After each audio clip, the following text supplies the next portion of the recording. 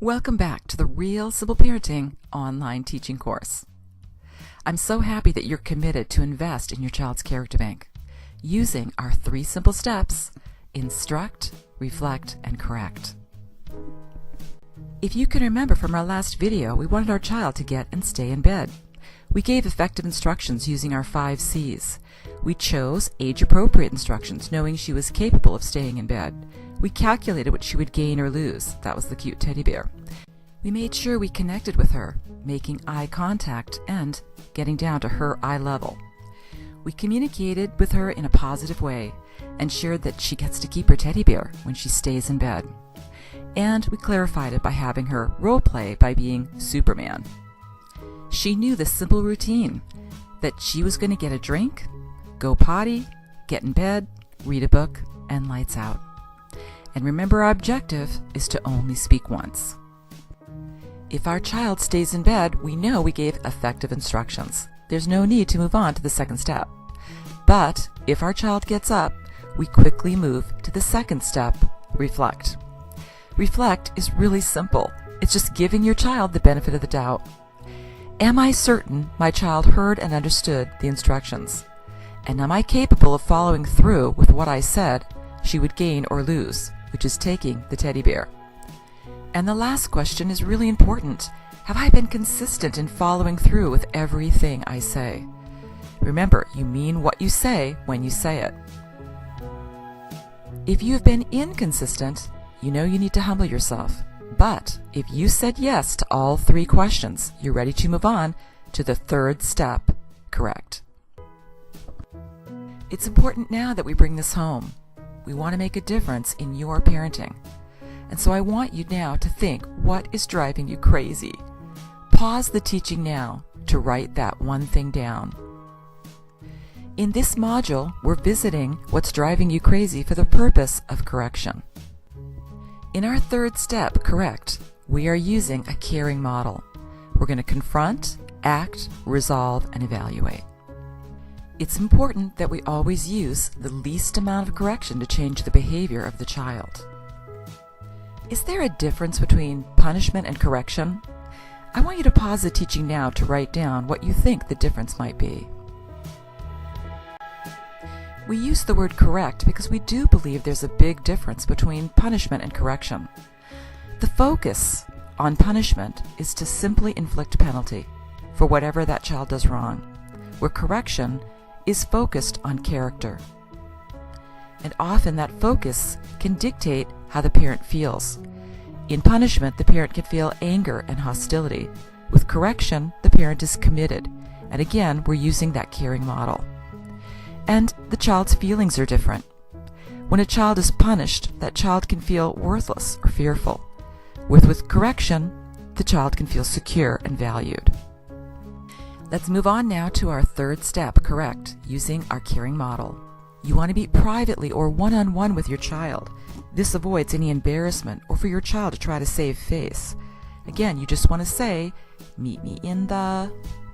This needs to be a neutral place, whatever you agree on. It could be the laundry room, the bathroom, whatever you want. But this might be your first set of instructions. When I tell you that you need to meet me in the laundry room, you need to go quickly and quietly. And that way we can correct you and you can go right back and play.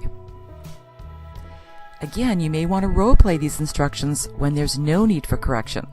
Once you're in your neutral location, you want to simply ask the child, what did you do? This appeals to the child's conscience. If you say, was that the smart thing to do? The child could say yes or no, appealing to their intellect. And lastly, you want to share that you are committed to their character, and that's why you are choosing to correct them. I want you to pause the teaching and to think through your neutral location and how you would communicate to your child and give good, effective instructions on how to come quickly and quietly using our 5 C's. Let's return to our caring model. We can now act on correction. Again, remember, using the least amount to change the behavior of the child. The 2 actions that I'm focusing on are verbal and creative. The verbal correction is the least amount, and it can be very effective. You're taking them out of playtime to meet them in the neutral location. You're appealing to their conscience, watching their sensitive nature towards that, And then you're saying, I'm committed to your character. With our child getting up that first time, we would start with a verbal correction, having our child meet us in the laundry room. That walk to the laundry room has that child thinking about what he or she has done, and also gives you time to decompress as a parent, making sure that you respond versus react. How will you know if that correction was effective? Your child gets and stays in bed. But if not, we're upping the ante to move on to our second act, which would be creative correction. Acting on creative correction, you want to attempt to do three things. You want to speak or invest character, you want to have it be related to the offense, and you want to involve the child if at all possible.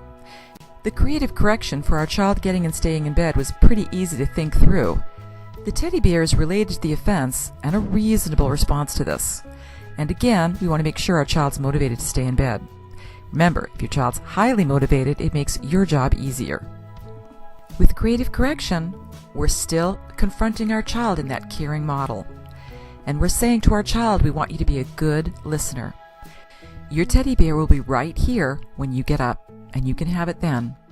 You could also ask the child, I need to correct you for this. What would you want me to do? You want to be seen as a fair and just parent, as much as you possibly can.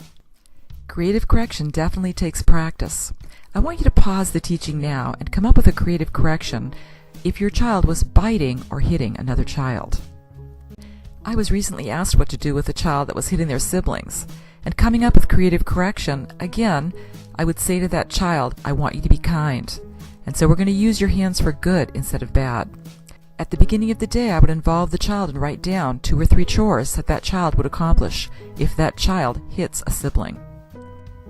Continuing with our caring model, we want to go to R, and that's resolve. This is so important that you resolve everything.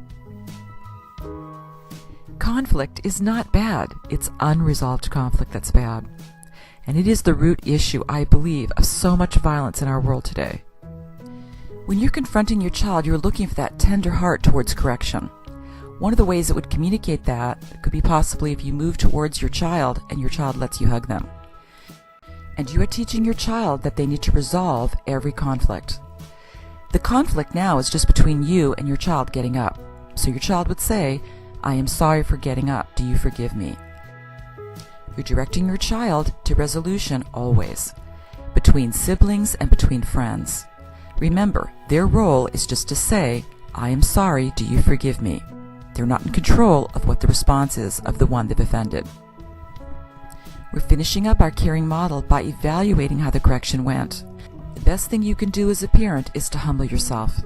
If you were too harsh or you overreacted, you can say, I spoke too soon. Let me get back to you with this. I am so sorry. Do you forgive me?